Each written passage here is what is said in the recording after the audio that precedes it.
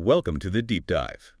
We're here to sift through fascinating sources and, well, pull out the key insights so you can get informed, fast, basically cutting through the noise. And today, yeah, we're diving into some really interesting historical areas. Should be good. Exactly. So for you, learner, this is all about uncovering the unexpected side of medieval court jesters, and then we'll explore the origins of theater and martial arts, too. It's quite a mix. Right, we've got a YouTube transcript on jesters, plus historical overviews for the other topics. Yeah, and our goal, our mission, if you like, is to show you the surprising facts, the connections, maybe, between these different worlds, get you that richer understanding without, drowning you in detail. We want to link these things up, highlight the key stuff, draw those lines across time and cultures, make it clear, but also hopefully pretty engaging. Okay, let's start with the jester.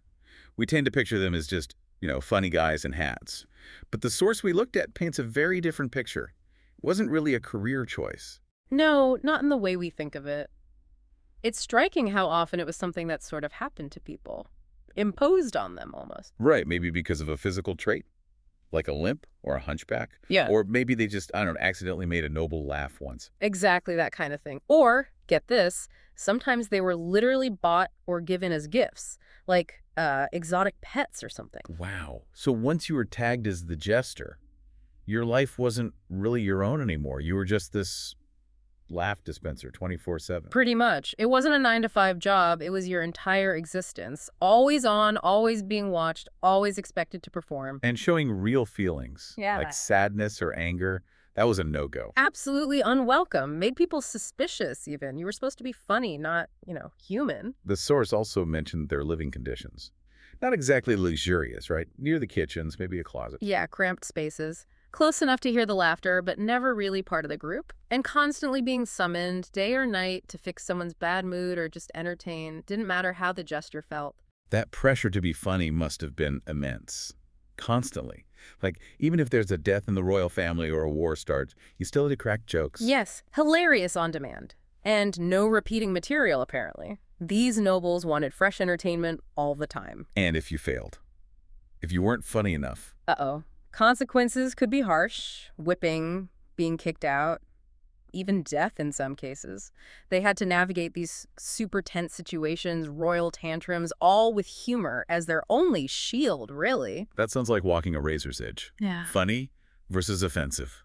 Mocking the king, the queen, the clergy. Incredibly risky. Timing was everything, and the line could shift constantly. Sometimes they tried to deliver truths wrapped in riddles or metaphors, but that was always a massive gamble. Because they had no real protection, did they? Not like clergy or nobles. None at all. Humor was their weapon, yeah, but it could just as easily backfire, fatally. And the costume. That classic image. The coxcomb hat, the bells, the clashing colors. The source called it a uniform of humiliation. That's a good way to put it. Designed to dehumanize them, make them look ridiculous. Cheap, uncomfortable fabric, too. Just constantly reminding everyone, including themselves, that they were a punchline, not a person. Living in the palace, but not really with anyone. Socially isolated. Totally. Eating leftovers, standing while nobles ate, they heard everything, all the gossip, the plots. But they were considered too low status or any of it to matter. Just this resident outsider. Tolerated only while amusing. It's kind of sad thinking they might have had real talents. Music, acrobatics, maybe even political insight, but none of it mattered unless it was funny. Right. Brilliance was only okay if it came packaged with foolishness. In fact, messing up, looking like an idiot, often got the biggest laughs, which just reinforced the whole idea. And feasts sound like pure torture for them. Drunken nobles. Oh yeah, a constant target. Treated like a toy, basically. Mocked, grabbed, teased, sometimes physical abused. They're like a social punching bag, keeping the hierarchy in place. But here's a weird twist. The source mentioned their low status sometimes made them invisible. They could overhear things. Yeah, that's the paradox. Because no one important paid them any real attention, they could pick up crucial information. The crown might even use them for intelligence gathering. Talk about dangerous. Extremely. You'd have to be so careful about what you revealed and to whom. And through all this, they had to seem happy. Always cheerful. No permission to feel pain, at least not publicly. Exactly. Real emotions just made people uncomfortable and messed with their functions. You had to turn your own pain into part of the act, hide it all. They even got blamed if the king was in a bad mood. Often, yes. Became the scapegoat. Expected to fix the tension, entertain on the spot, and if they did cheer things up, no thanks. but if they failed, definitely blamed. It really sounds like a lifelong trap. Once a jester, always a jester, no retirement plan. Pretty much. Even when old, still expected to perform. Right. Your skills, your intelligence, never valued for what they were, only for the laughs. And where would you go if you left? No land, no connections, no other skills the world recognized. Still, there's that strange privilege of truth thing. Sometimes they can say things others couldn't. Mock policies, call out corruption. Under the cover of humor, yeah. It's this weird tightrope. Made them admired by some, maybe, but definitely feared too. But in the end, a forgotten life, despite being so public. Usually, yeah. Their deaths were often unnoticed, unmourned, no legacy, easily replaced, often buried outside consecrated ground even. So more than just amusement providers, they were like mirrors. Kind of. Distorted mirrors, maybe? Yeah. Reflecting uncomfortable truths about power, hypocrisy. Their jokes weren't just jokes, they often held sharp commentary. A reminder, maybe, of how fragile power can be. Okay, let's switch gears. Let's talk about theater. Its origins are, well, quite different from what you might expect. Tied up with religion in ancient Greece, Dionysus? Yeah, that's right. The god of wine, fertility, madness, and performance, interestingly enough. Early theater in Athens, around the 6th century BCE, was basically part of the city Dionysia festival, a religious cult thing. And these weren't quiet, solemn affairs? Not at all. Think wild, maybe chaotic celebrations, lots of chanting choruses, they called them dithyrambs, big hymns sung and danced, honoring Dionysus, probably pretty ecstatic, maybe improvised. And then one guy, Thespis, steps out. Around 534 BCE, yeah, that's the tradition. He steps out from the chorus, speaks as a character, the first actor. That's where we get thespian from. Imagine that moment, the individual performer emerging. And playwrights like Aeschylus, Sophocles, Euripides built on that, adding dialogue, plots. Exactly. They developed it further, more characters, more conflict, and these plays were performed in huge open-air theaters like the Theater of Dionysus. It was this mix of religion, art, and civic duty. Loud, masked, probably fueled by a fair bit of wine. Okay, so Greek tragedy, Tragoedia, goat song, white goat song. Well, the origins debated. Maybe linked to sacrifices or prizes, who knows for sure. But by the 5th century BCE, it was a really formal art form, dealing with big themes. Fate, betrayal, revenge, hubris, the gods messing with mortals. Heavy stuff. And masks were super important. Absolutely central. All the actors were men, remember?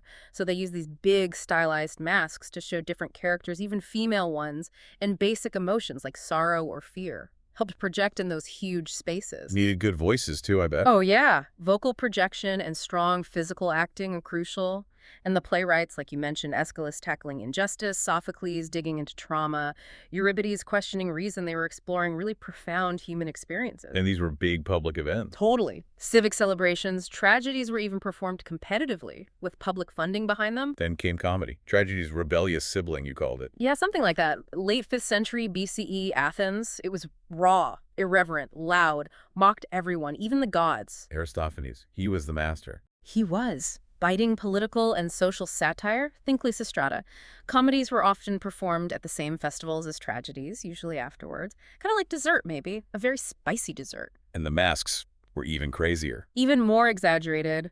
Grotesque faces, big noses, you name it. The chorus might be dressed as frogs or wasps or birds. It was wild. But it was also a form of truth-telling, you know? The city talking to itself, critiquing itself, disguised as a joke. And later, new comedy was a bit softer. Right, 4th century BCE, playwrights like Menander, less biting satire, more focus on like everyday domestic situations. This style really influenced Roman comedy later on. Okay, so the Romans, they took the Greek model and cranked it up. Pretty much. Made it louder, more about spectacle, more about showing Roman power. Early on, they translated a lot of Greek plays, but they Romanized the humor, added more physical gags. Plautus and Terence, they refined Roman comedy. They did. They created these character types, the clever slave, the clueless lover that became templates for like centuries of Western comedy. Still see echoes today. And Roman tragedy. Like Seneca. Intense, often violent, really disturbing stuff sometimes. But the Romans really loved spectacle above all. Trapdoors, cranes, water effects, even real executions on stage sometimes. Seriously, Yeah. real executions. Apparently so, on occasion. Masks were similar to the Greek ones, but the performances were probably even more exaggerated. And theater definitely got used for propaganda by emperors like Augustus or Nero. Less sacred, more sensational, about control, not just catharsis. Okay, let's jump over to ancient India. Theater there sounds very different, more spiritual. Very much so. Deeply tied into spirituality, philosophy, a refined sense of aesthetics. The roots are in sacred texts, especially the Natya Shastra. Think of it like a divine instruction manual for theater, dating from maybe 200 BCE to 200 CE. A blueprint, almost. Exactly. Like it covers everything. Stage design, character types, gestures, music, and this key concept of rasa. Yeah, it's like the emotional essence or flavor the performance aims to create in the audience. Performances were super elaborate, but also incredibly disciplined. Actors trained for years, voice, movement, those intricate hand gestures called mudras. And the stories came from epics, like Mahabharata. Often, yes. Mahabharata Ramayana. Dialogue was frequently sung or chanted. Kalidasa Shakuntala is a famous example aiming to move people emotionally and spiritually. Was it just one type of theater? No, Yeah. quite diverse. You had the sophisticated Sanskrit theater, but also vibrant folk traditions, village dramas, puppet theater, dance dramas. The goal seemed to be harmonizing emotion, intellect, spirit. Performance as a form of prayer, almost. Actors as spiritual vessels. Now, ancient China, theater there developed over a long time, from dance and ritual. A very long time, centuries. Way back in the Zhou dynasty, over 3,000 years ago, they had masked dances to ward off evil spirits. By the Tang dynasty, 7th to 10th century CE, it started taking more shape. They even had a royal acting academy called the Pear Garden. And the Yuan dynasty was a big moment. A real blooming period, 13th, 14th centuries. Zaju drama, poetic plays, comic bits, often strong female characters. Guanham King's The Injustice to Do Yi is a classic. Chinese performance often emphasizes symbolic gestures, stylized movement, not a lot of scenery. And Chinese opera came later, peaking up. Ming and Qing dynasties, yeah.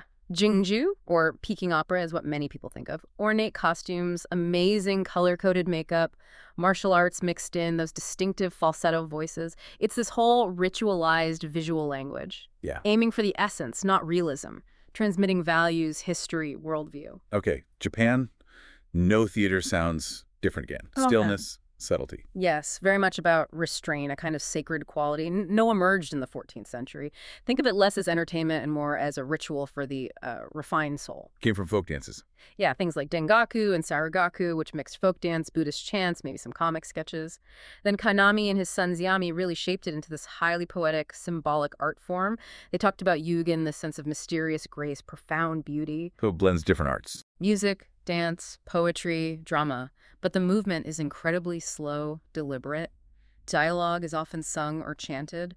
The stories frequently involve spirits, dead warriors, lost lovers, meditations on memory, loss. And the masks are important here, too. Very. The main actor, the Shite, wears this carved wooden mask. The expressions are incredibly subtle, meant to change with the light and the actor's angle, and the stage is minimal, bare platform, a painted pine tree.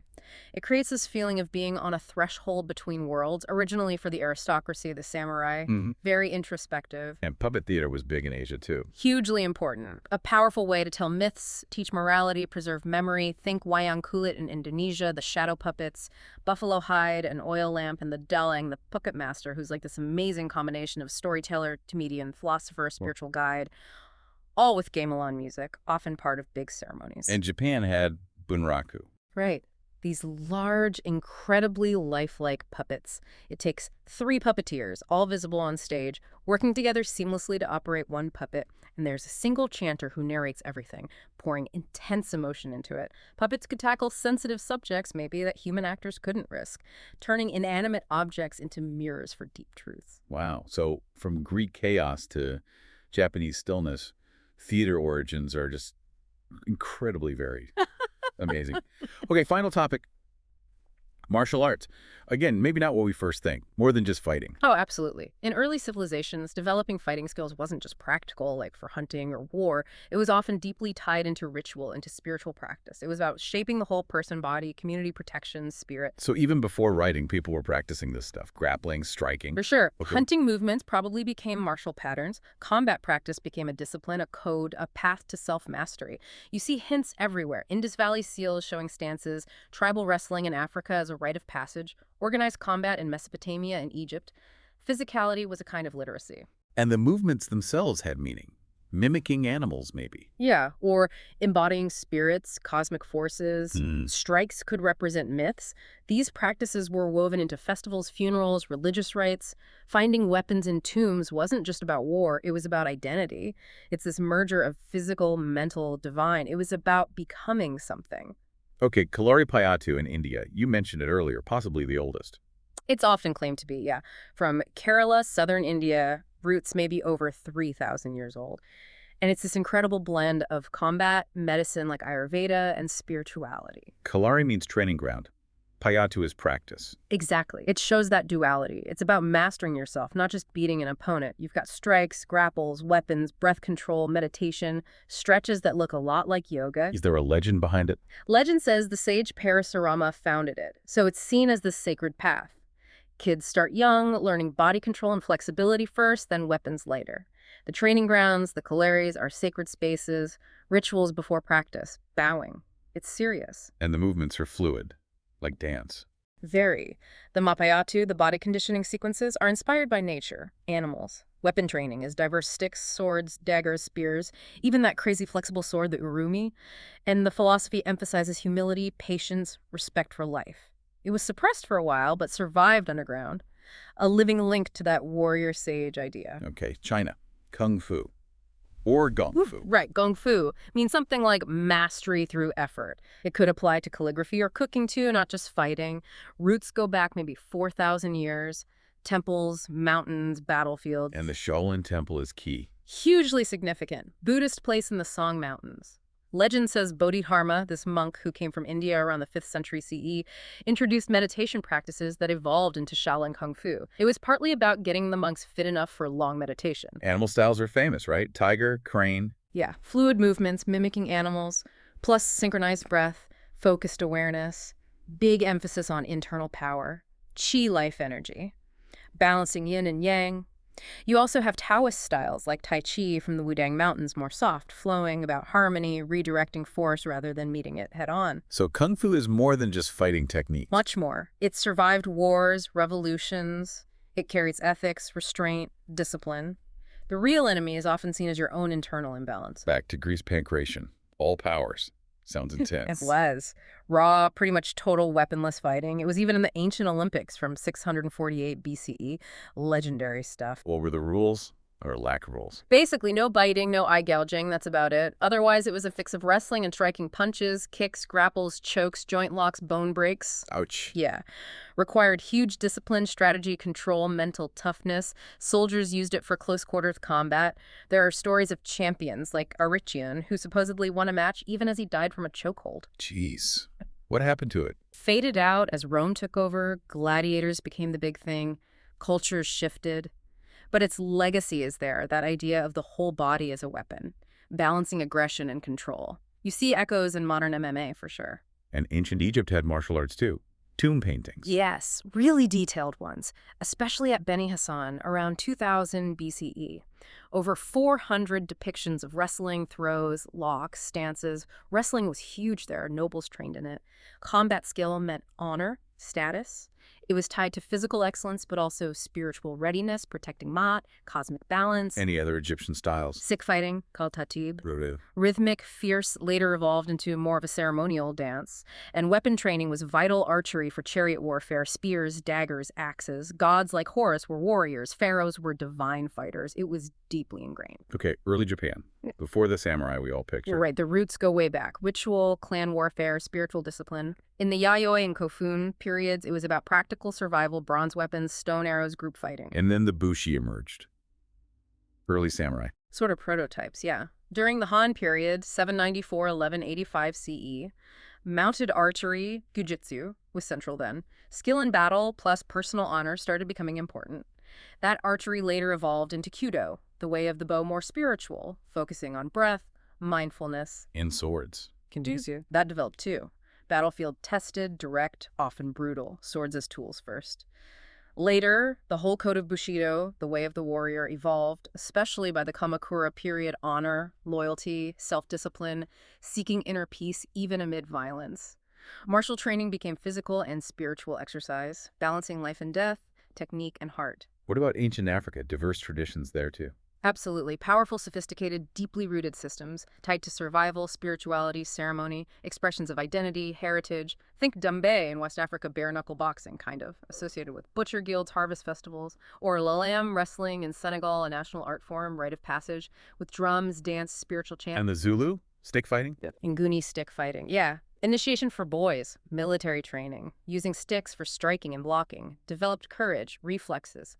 Shaka Zulu famously incorporated aspects into his military tactics. Ethiopia had its own traditions, too.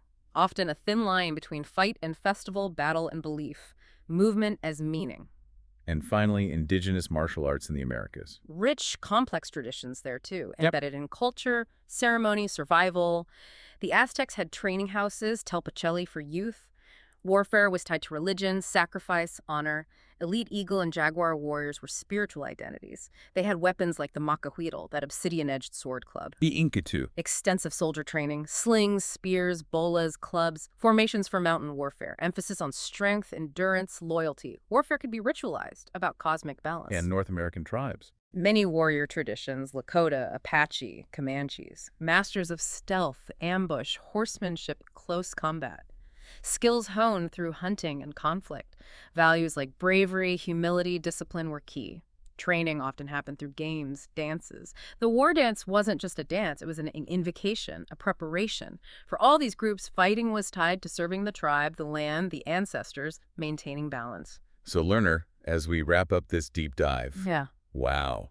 I hope you feel how looking into jesters, ancient theater, early martial arts, it just reveals so much more complexity, so many connections than you might think at first glance. Absolutely. We've peeled back some layers, hopefully, found these surprising links, these shared human impulses showing up in really different ways across history and around the world, whether it's expression, storytelling, or that drive for mastery. Yeah, think about it. That jester walking that dangerous line. Yeah. How does that echo in satire today? Or those ancient Greek plays, how do they still shape the stories we watch and read? Good points. And the principles from ancient martial arts, focus, discipline, respect. How do they apply way beyond just fighting and philosophy and self-development? It leads to this final thought, maybe. The fool, the actor, the warrior, they seem so different, but perhaps they all represent this fundamental human need we have. This need to understand ourselves, our place in the world, just through different ways of engaging with it all, through laughter, through pretending, or through really focused action. Something to chew on,